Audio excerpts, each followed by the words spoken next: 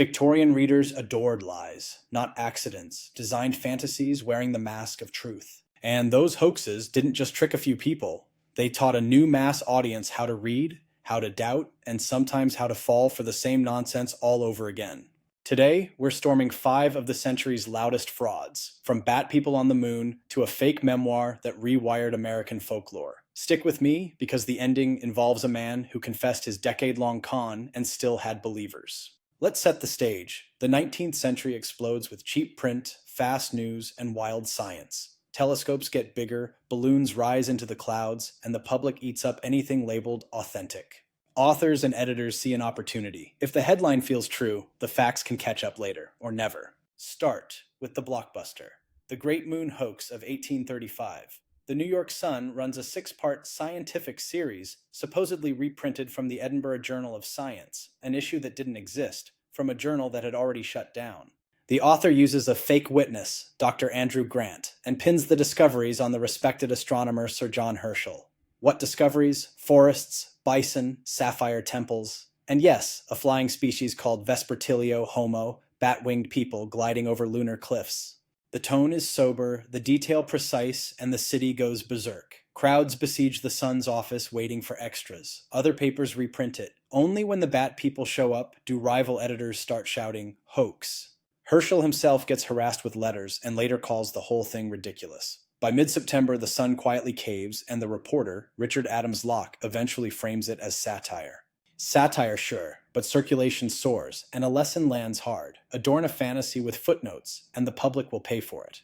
Next, Edgar Allan Poe's 1844 Balloon Hoax, The Sun Again. Poe files a breathless express report claiming the first transatlantic crossing by balloon from London to near Charleston. He stuffs the piece with technical jargon, journals from notable witnesses, even a woodcut. People rush the newsstands. Extra sheets fly. Tens of thousands. Poe later savors the irony. In an age of fast breakthroughs, the wise now hesitate to doubt. The educated trust the miracle, the crowd scoffs. He was right about the mood. Readers had seen electricity, railroads, comets. They were primed to accept anything that sounded like progress. A month later, Poe admits the trick. His career survives. The paper laughs it off. And the hoax quietly sharpens a new question. What does a credible report look like when reality itself keeps outpacing yesterday's imagination? Let's pivot from science to celebrity. In 1836, a Philadelphia book arrives, Colonel Crockett's Exploits and Adventures in Texas, marketed as Davy Crockett's own diary, rescued from the Alamo. It's exciting, funny, loaded with frontier grit and swagger. It sells like wildfire. Here's the problem. Playwright Richard Penn Smith, with Charles T. Beale in the background, wrote it very fast, as later accounts love to repeat, in something like a day. Readers didn't know. They didn't want to know. The voice felt right, boisterous, rough, lovable. And once the legend stuck, it didn't matter who held the pen. The hoax wasn't exposed until 1884, by which time the Crockett of this book had become the Crockett of American memory. Eccentric, fun-loving, hard-drinking, heroic. A forged diary turned into folklore. That's the power of a well-cast mask. Now to the darkest of the bunch. Awful Disclosures of Maria Monk, also 1836, a book that pretends to be a nun's harrowing confession from a Montreal convent. Secret tunnels, coerced sex, murdered infants, bodies dumped in lime pits. It taps into raw anti-Catholic prejudice and sells enormously among Protestant readers. Investigators visit the site and find the details don't match. A newspaperman shows Maria Monk was never a nun at all. Catholic leaders denounce it. By 1837, the fabrication is widely exposed. But the damage is done. Rumors cling harder than corrections. Monk's own life collapses into poverty and scandal, and the episode lingers in public memory as a model of how a victim memoir can weaponize fear. Sensationalism sells, retractions whisper. If you think the century got wiser by its final decade, meet Léo Taxil. From the mid-1880s to 1897, he floods Europe with exposés of a satanic inner ring within Freemasonry. He invents Diana Vaughan, claims Luciferian rights, even a snake demon etching prophecies onto human skin. Taxil choreographs a fake conversion to Catholicism, and conservative readers hail him as a heroic whistleblower. His books circulate, his name becomes famous, and very few question the theatrical excess. Then, in April 1897, he stages a public confession in Paris, all of it fabricated. He admits he did it for amusement and profit and jokes that the more he lied, the more people called him a paragon of honesty. The best part? Some attendees still refuse to let go. Even after the curtain drops, the illusion keeps walking around. So what ties these schemes together? Three things. First, the rise of the penny press, cheap books, and a ravenous market. Editors needed fresh thunder every day. Hoaxes dropped like meteors. Spectacular, talkable, easy to sell.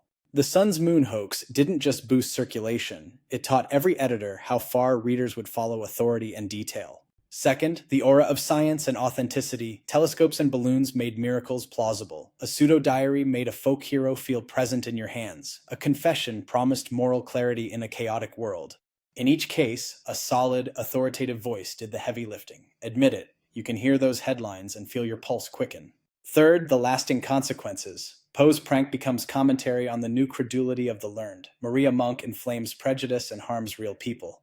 Crockett's fake diary reframes a national legend. Taxil humiliates institutions and still leaves behind a residue of believers. The 19th century didn't merely publish hoaxes, it used them to negotiate the boundaries between fiction and news. You can track the birth of modern media skepticism right here, in the backlash and the embarrassed editors and the readers who started asking for sources.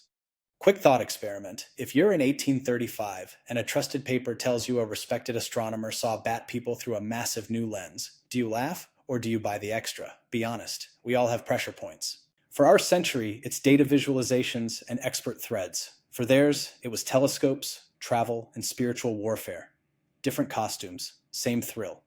And the line between literature and journalism? Thin. The hoaxers exploit literary techniques, omniscient tone, vivid scene, fake documents, to sell truthiness. The journalists borrow the novelist's toolbox, and readers learn painfully to test the furniture before they sit down. Herschel's wife nailed the pathos of the moon hoax when she said New Yorkers weren't to blame for believing. Pity it wasn't true.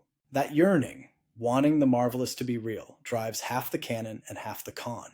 Here's the takeaway. The 19th century didn't stumble into fake news. It engineered it in print and taught us the counter skill, critical reading. These hoaxes are warnings and blueprints for narrative power, how voice, detail, and timing can bend reality on the page. They're also fantastic stories, which is why they keep coming back. So, which hoax would have fooled you? Moonbat people, Poe's balloon, Crockett's diary, Maria Monk's confession, or Taxil's satanic circus? Tell me which one and why, and whether the harm was worth the lesson. If you enjoyed this dive into the mischief of the 19th century, join us for more by subscribing. Until next time, keep your candles lit and your prefaces loaded.